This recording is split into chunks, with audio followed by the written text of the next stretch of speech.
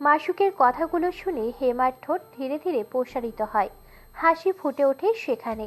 হেমা জিজ্ঞাসা করে, বেস্ট ফ্রেন্ডকে চুমু খাওয়া যায়, তাই তুমি আমাকে চুমু খেয়েছো? হেমা এমন একটা প্রশ্ন করবে মাসুক ভাবেনি। ঠোঁট কামড়ে ক্ষুব্ধ চোখে চাইল মাসুক, তীক্ষ্ণ তার দৃষ্টি। হেমা জবাবের আশায় মনের ইচ্ছাকে প্রাধান্য দিয়ে মাসুক বলে ফেলল। হ্যাঁ যায়। হেমা কিছু ভাবল না, হুট করে পা উঁচু করে মাসুকের কপালে অধর ছোঁয়ায় উচ্ছ্বাসের সাথে বলে ওঠে, আমিও খেয়েছি, সদবোধ। মাসুকের হৃদয় অধৈর্য হয়ে উঠতে চাইল হেমার মিষ্টি প্রথম স্পর্শে। প্রশান্তি ছুঁয়ে যাচ্ছে অন্তরে। নিজেকে দমিয়ে রাখার চেষ্টা করলো মাসুক। এই সম্পর্কে ধৈর্যহারা হলে বিপদ। এদিকে হেমা ধীরে ধীরে আলমারির তছনছ করে খুঁজে বের করলো খয়েরি রঙের শার্ট। মাসুকের দিকে বাড়িয়ে দিল হাসি মুখে। মাসুক শার্ট হাতে নিয়ে হেমার আকস্মিক কপালে আরেক দফা ঠোঁট ছুঁয়ে দিয়ে কানের কাছে ফিসফিসিয়ে বলে ওঠে, থ্যাঙ্কস। বাহিরে পা দিতেই আকাশ বৃষ্টির ঝাপটায় ভিজিয়ে উঠল চারিদিক। ধূসর মেঘে ঢাকা নীলিমা, বাতাসে ভেজা মাটির মিষ্টি গন্ধ। শহরের ভেজা রাস্তা যেন এক মোহময় চিত্রকল্প। হেমা গাড়ির কাছে আঙুল বাড়িয়ে বৃষ্টির ফোঁটাগুলো ছুঁতে চেষ্টা করছে, আর মাসুক কখনো সামনে কখনো পাশে চেয়ে দেখছে হেমার কর্মকাণ্ড। নীরবে তার এই শিশুসুলভ খেলা দেখে মৃদু হাসছে।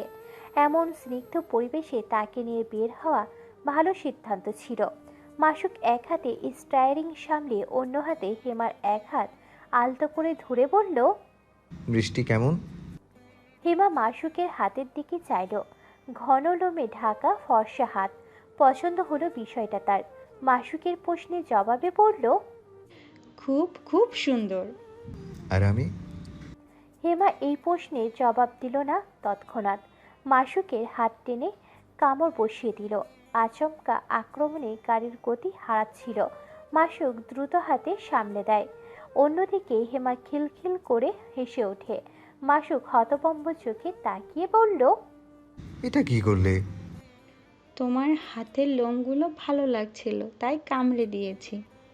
বলে সিটে পিঠ থেকে উন্মাদের মতো হাসতে লাগলো হেমা, যেন ভীষণ আনন্দ পেয়েছে কাজটি করে। সেখানে মাসুকের আত্মা উবে যাবার উপক্রম।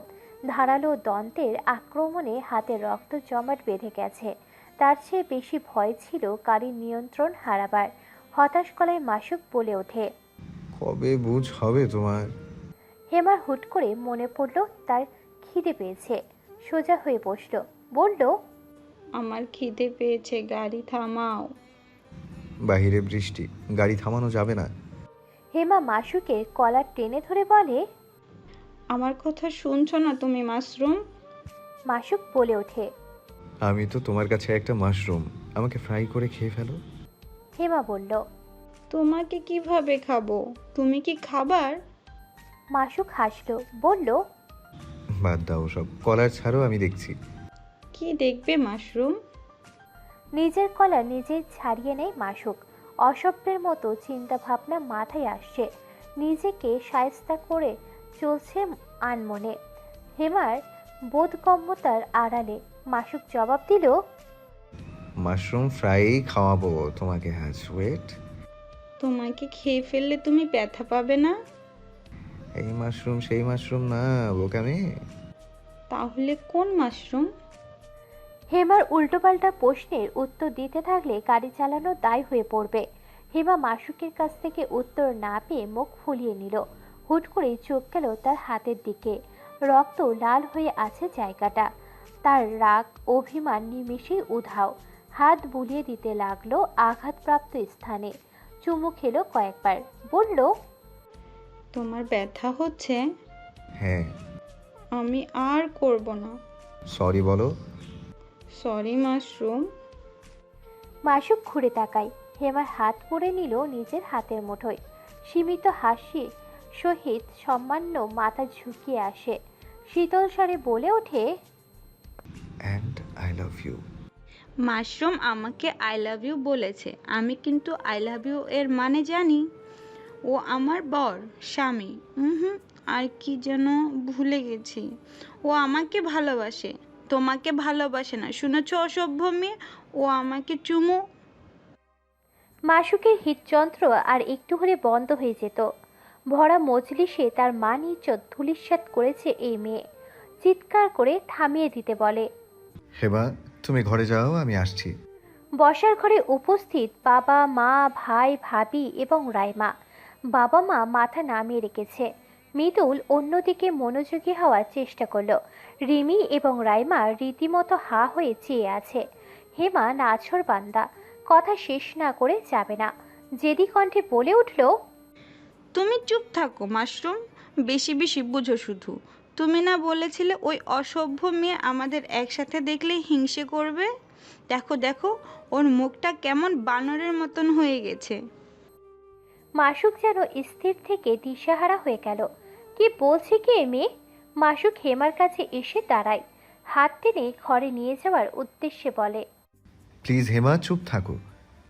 না কেন? চুম্মুর কথাটা বলি, ও আরও তাহলে হিংসে করবে। Please please. জহির সাহেব উঠে চলে গেলেন। সান্ত্বনা বেগমও ইতিমধ্যে রান্নাঘরের দিকে পা বাড়িয়েছেন। মৃদুল টিভির আওয়াজ বাড়িয়ে দেয়। মাসুক শূন্য মস্তিষ্কে দাঁড়িয়ে হেমা রাইমার উদ্দেশ্যে বলল, তোমার হিংসে হচ্ছে না মাশরুম আমাকে ভালোবাসে বলে? আমি কিন্তু সব বুঝি। বলে ঠোঁট টিপে হাসল হেমা। মাসুকের চেতনায় ফিরে আসে। ধমকের সুরে বলে, খুব বুঝো তুমি, ঘরে এসো। হেমাকে টানতে টানতে ঘরে নিয়ে যেতে লাগলো মাসুক। হেমা থেমে নেই। রাইমার দিকে চেয়ে রাগী গলায় বলে, তুমি আমার মাশরুমের দিকে চোখ দিবে না, বুঝছো? তোমার চুল ছিঁড়ে ফেলবো একদম। মাসুক হেমার মুখ চেপে ধরল আলতো করে। রুমে নিয়ে এসে দরজা বন্ধ করে দেয়। হাঁপ ছেড়ে বাঁচল যেন। মান সম্মানের ফালুদা হয়ে গেছে। বেঁচেও কি লাভ?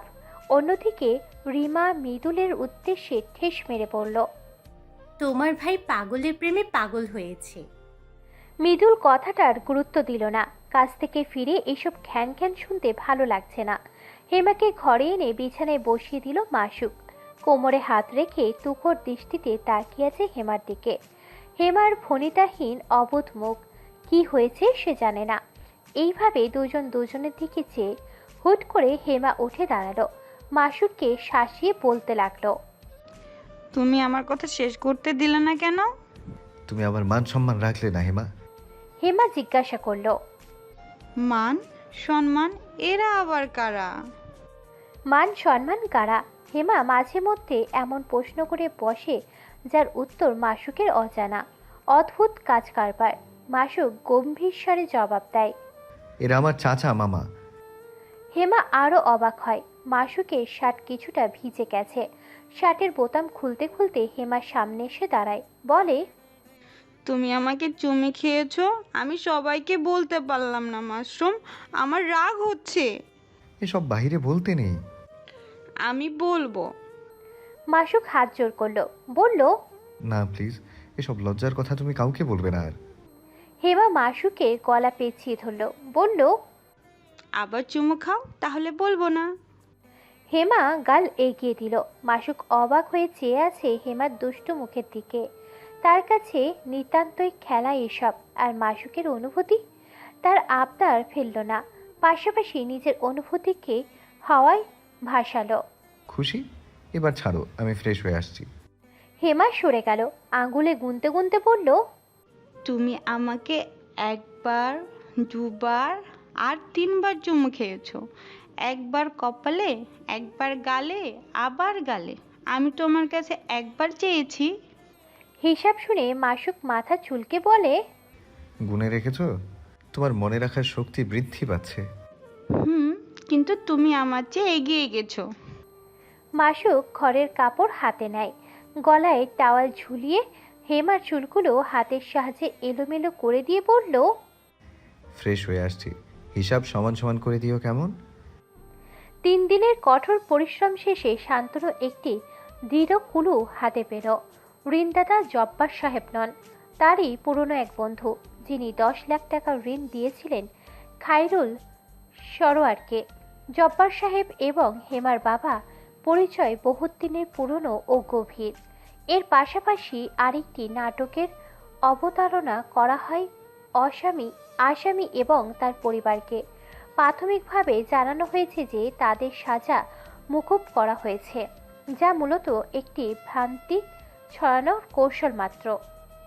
পয়েন্ট নাম্বার 1, এই তিন পুরুষের মধ্যকার সম্পর্ক। পয়েন্ট নাম্বার 2, জব্বার সাহেব নিজে টাকা দিতে পারতেন কিন্তু দেননি। পয়েন্ট নাম্বার 3, যেহেতু ঋণ জব্বার সাহেবের বন্ধু দিয়েছিলেন, সেহেতু এটা ক্লিয়ার যে খুন তার বন্ধু করিয়েছে। তার বন্ধুকে কেন তার বন্ধুকে কেন আটক করা হলো না?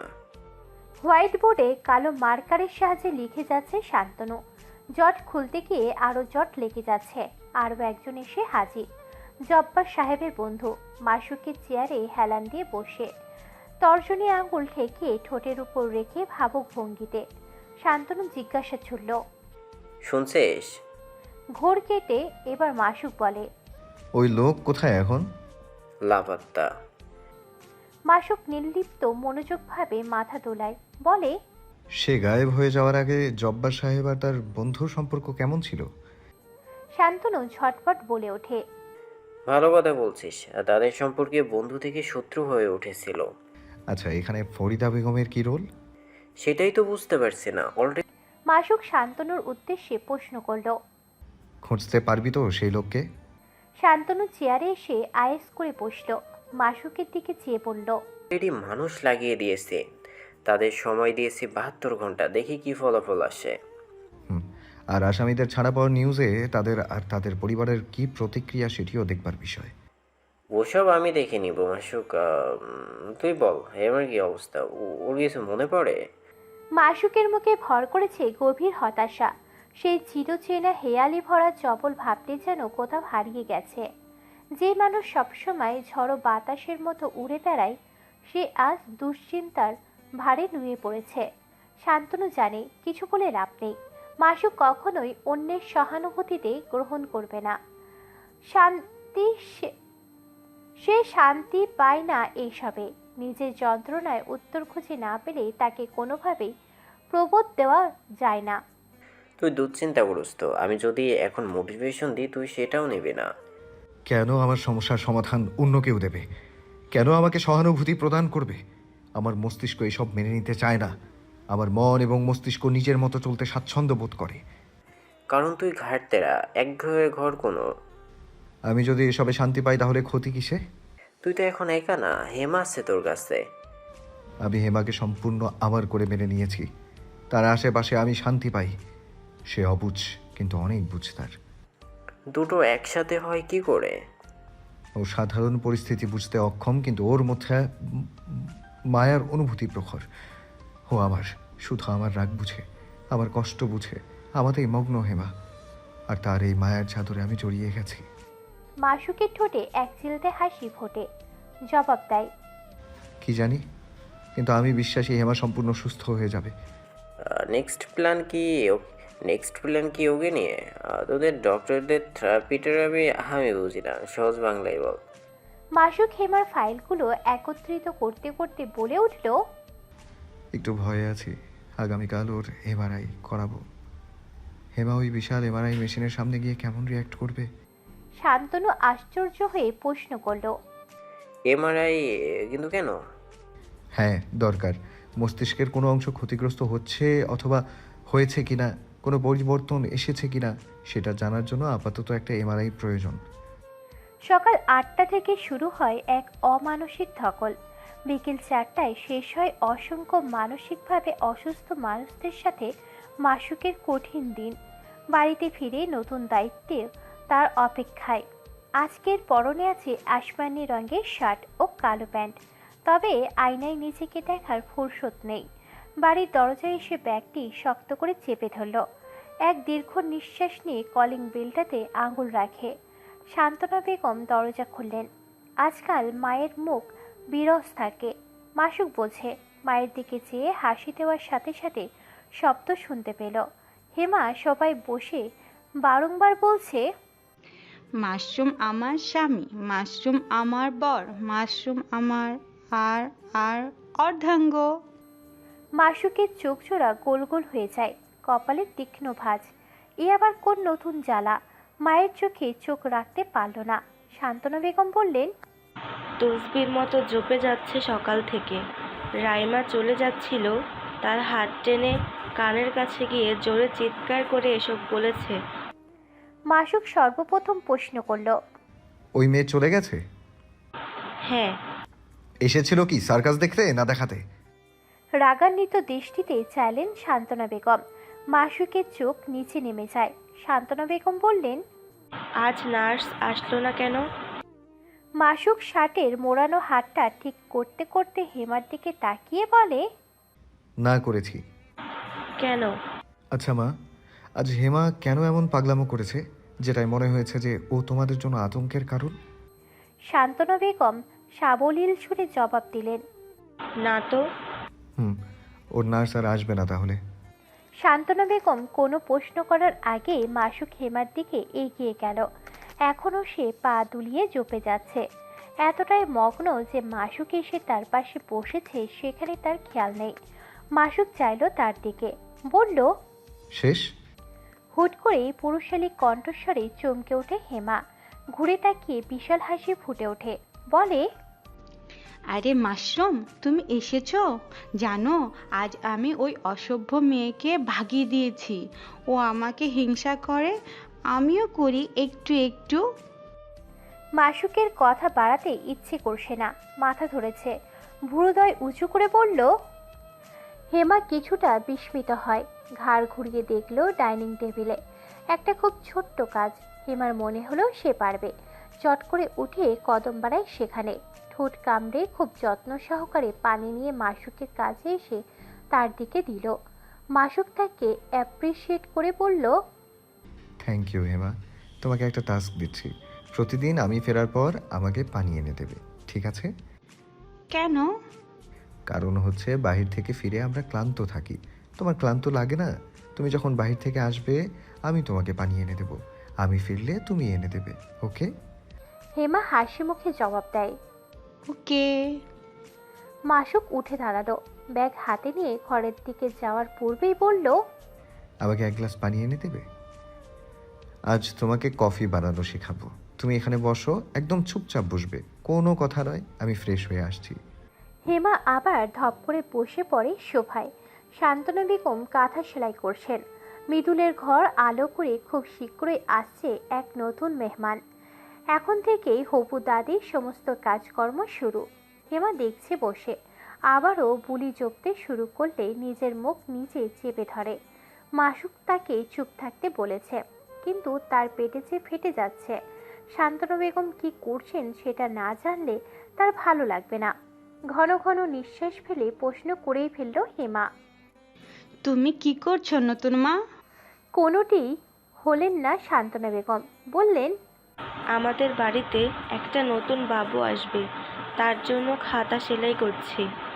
হেমা মুহূর্তেই খুশিতে দিশাহারা হয়ে পড়ল। এক লাফে উঠে গিয়ে বসল শান্তনা বেগমের পাশে।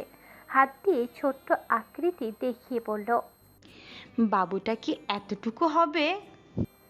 এক আঙ্গুলের চেয়েও ছোট্ট আকৃতি দেখাচ্ছে হেমা। শান্তনা বেগম নিজের অজান্তেই হেসে বললেন, হ্যাঁ। আমি ওকে কোলে নিব, কেমন? শান্তনা বেগম সম্মতি দিলেন। ঠিক আছে, নিও। শান্তনা বেগমকে হতবিহ্বল করে দিয়ে হেমা তার গালে চুমু খায়, জড়িয়ে ধরে বলে, আমি ওই বাবুটাকে সবার আগে কোলে নিব, কাউকে দিব না, ও আমার সাথে খেলবে। ধাক্কা লেগে সুই শান্তনা বেগমের হাতে বিঁধে গেল। শান্তনা বেগম মৃদু আর্তনাদ করে উঠলেন। আঙ্গুলে রক্ত দেখে ভরকে ওঠে হেমা। আতঙ্কিত হয়ে উঠে ঘরে দৌড় লাগায়। মাসুককে টেনে নিয়ে এলো, কাঁপতে কাঁপতে বলল, মাশরুম, রক্ত, রক্ত, আমি মাকে ব্যথা দিয়েছি, ঠিক করে দাও, ঠিক করে দাও। বলে চেঁচিয়ে উঠল হেমা। কান্না করে দেবে এক্ষুনি। মাসুক দ্রুত ড্রয়ার থেকে ফার্স্ট এড বক্স বের করে শান্তনা বেগমের হাতে অ্যান্টিসেপটিক লাগিয়ে ওয়ান টাইম ব্যান্ডেজ লাগিয়ে দিল। অন্যদিকে হেমার চোখ দিয়ে অঝরে অশ্রু ঝরছে। বলল, আমি ইচ্ছে করে করিনি।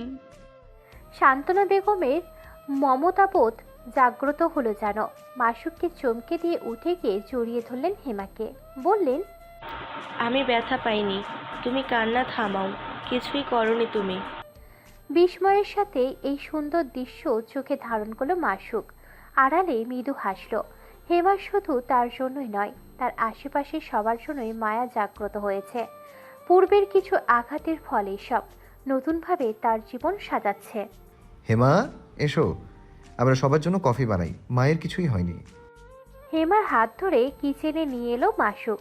দুহাত সিক্ত মুখমণ্ডল মুছে দিয়ে বলল, ভয় পেয়েছিলে? হেমা মাথা উপর নিচ দুলিয়ে বলে, হুম।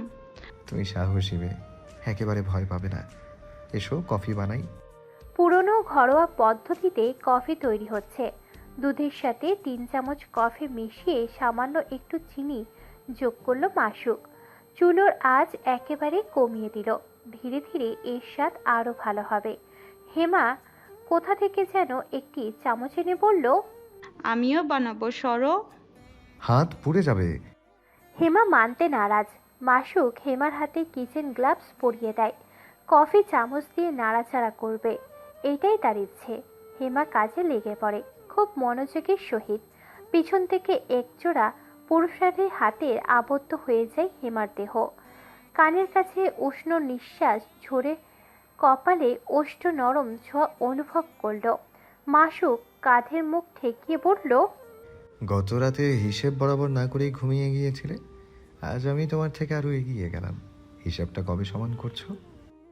হেমা গাঢ় খয়েরি রঙের টপ পরিধান করেছে। কাপড় পরিবর্তন এবং গোসল সে নিজে থেকেই অদ্ভুতভাবে করতে পারে। সেই সময় কাউকে কাছে ঘেঁষতেই দেয় না।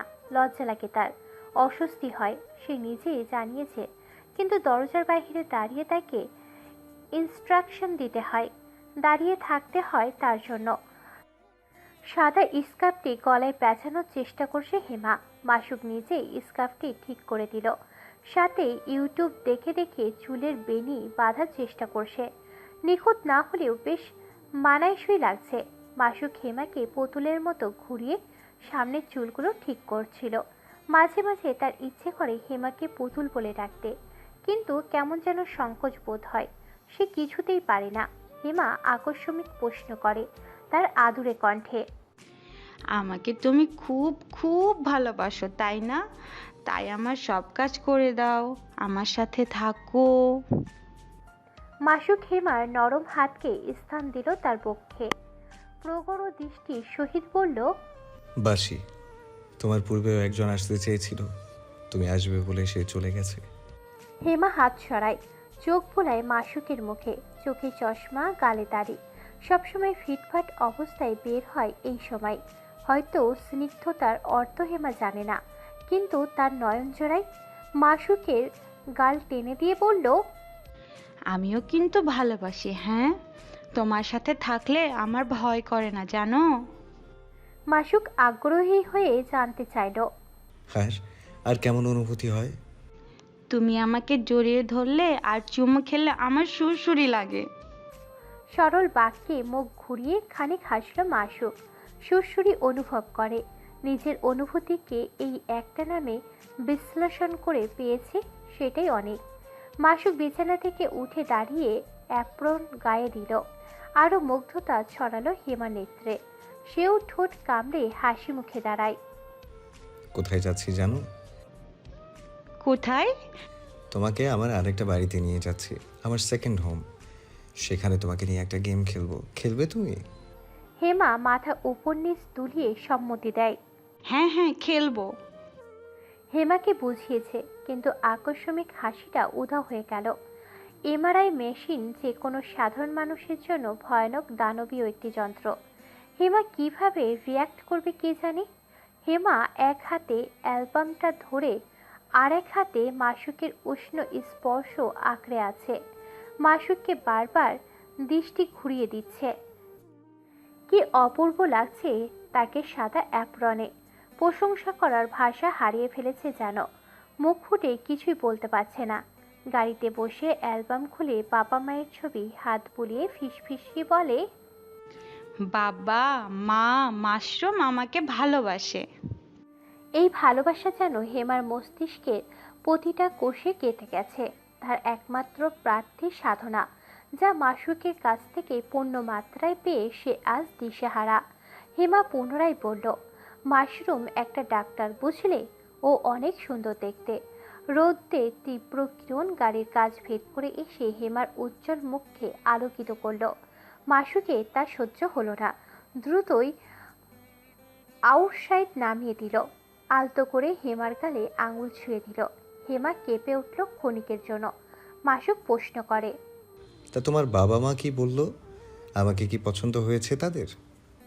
মাসুকের কণ্ঠে ছিল এক ধরনের মৃদু অনুরাগ, যা মুহূর্তেই হেমার হৃদয় ছুঁয়ে যায়।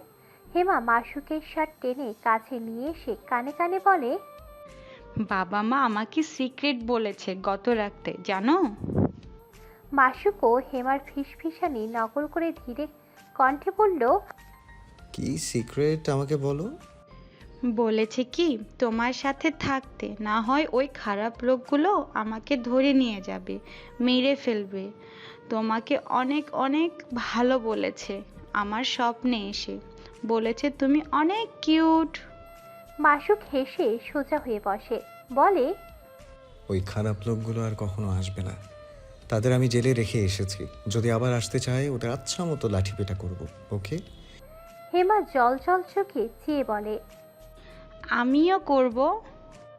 হাস্য উজ্জ্বল চেহারার প্রদীপ যেন হুট করে নিভে গেল। হেমা এমআরআই মেশিনের সামনে বিস্মিত হয়ে দাঁড়িয়ে মাসুকের এপ্রন শক্ত করে ধরে আছে। ভীত চোখে তাকিয়ে আছে চারপাশে। সাদা মেশিনের শীতল উপস্থিতি তার মনে ভীতি জাগিয়েছে। মাসুক অন্য দুজনের সাথে কথোপকথনে মগ্ন, কিন্তু হেমার মনোযোগ তাতে নেই। তার পুরো সত্তা ভিত্তি আর কৌতূহলে আচ্ছন্ন। হুট করে মাসুক বলে ওঠে, তাহলে গেম শুরু করা যাক হেমা। হেমা ষষ্ঠ ইন্দ্রিয় জানান দিল, এই গেমটা হয়তো ভয়ঙ্কর। তুতলিয়ে বলল, কি গেম? মাসুক ঠান্ডা মাথায় হেমাকে বলে, এই যে মেশিনটা দেখছো, এটা খুব ভয়ানক, তাই না? হুম। এইটা শুধু দেখতে ভয়ানক হেমা, দেখবে এটা কিভাবে কাজ করে। হেমা কি জবাব দিবে বুঝে উঠতে পারছে না।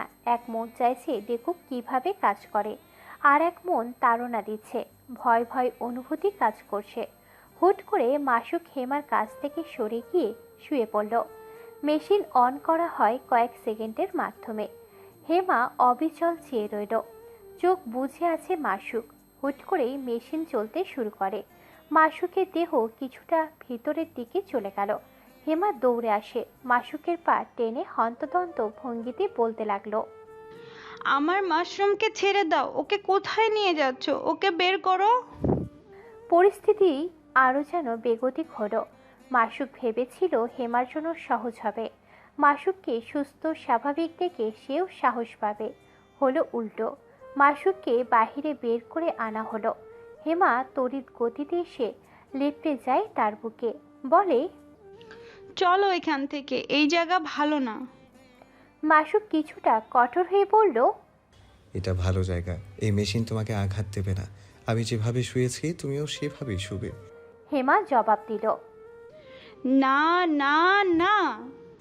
কোনো না নয়। তুমি কি চাও আমি তোমার সাথে রেগে যাই, কথা না বলি? বলো, চাও এটা? হেমার ঠোঁট কাঁপছে, টলমলে নয়নে যে আকস্মিক বলে ওঠে, তুমি আমাকে কষ্ট দিয়েছো। কুঁচকে থাকা কপালটা হুট করে সমান হয়ে যায়। কথাটির মাধ্যমে অদ্ভুত মায়া জড়ানো। মাসুকের হৃদয়ে তীরের মতো বিঁধল। আশেপাশের সবাই যার যার কাজে ইচ্ছাকৃত ব্যস্ত। মাসুক হেমার গালে হাত রেখে বলল, আই এম সরি হেমা, আমি তোমাকে কষ্ট দিতে চাইনি, কিন্তু আমার কথাটা রাখো প্লিজ। এরপর তুমি যা বলবে আমি শুনবো। শাস্তি দিতে চাও দিও, কিন্তু এখন আমার কথাটা শুনো।